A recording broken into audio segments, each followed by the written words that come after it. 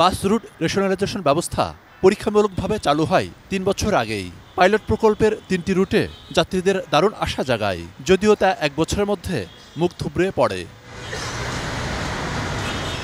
প্রয়াত মেয়র আনিসুল হকের এই প্রশংসিত উদ্যোগের এই নগর পরিবহন বলতে গেলে পরবর্তী মেয়রদের সময় পাইলট প্রকল্প আর সভাতেই আটকে থাকে।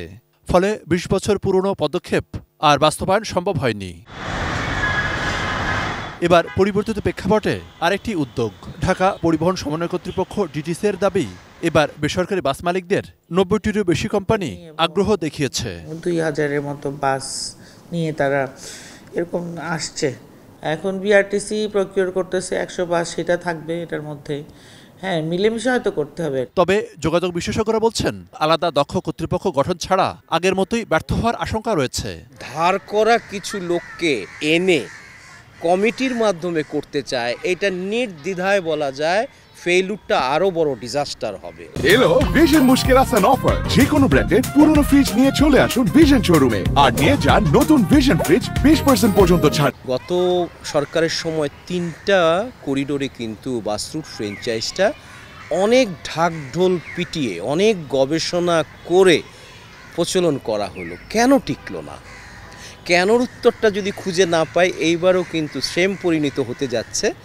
আগেরটা নয় মানুষ ক্রিটিসাইজ করলে ওই সরকারের কিছু গায়ে লাগতো না, কিন্তু এখন কিন্তু এই সুন্দর একটা পরিস্থিতিতে যেখানে ট্রান্সপোর্ট লিডারদের চাপ নাই, সেই জায়গায় এসে যদি আগের মতো আমরা করি, তাহলে আমি এটার টেকসই সমাধান দেখি না। আরম্ভ করব, কিছুদিন থাকবে, তারপরে আবার 3টা প্রজেক্টের মতন আগের ইয়াতে চলে যাবে।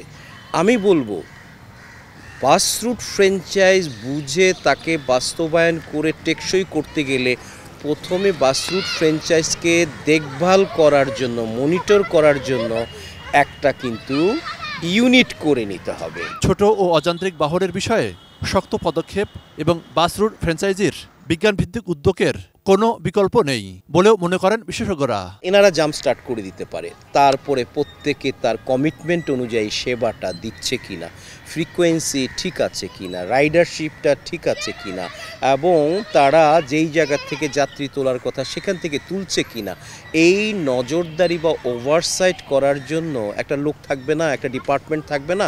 এবং তারা কারা? তারা মন্ত্রণালয়ের লোক থাকলে হবে না, কিন্তু তারা গণপরিবহন সম্পর্কিত বিশেষায়িত লোক থাকতে হবে। এখানকার মেইন স্টেক হোল্ডার হচ্ছে যারা এই অপারেটর, তো তারা তো এই বলল যে আমরা 1 মাস সময় চাই, তো এর মধ্যে এই কাজগুলো সারতে হবে আর কি। তাদের প্রিপেয়ারনেসটা একটা বড় কথা, তাদের বাদ দিয়ে কিন্তু করা যাচ্ছে না। মনিরুল ইসলাম, ইন্টু, এটি নিউজ, ঢাকা।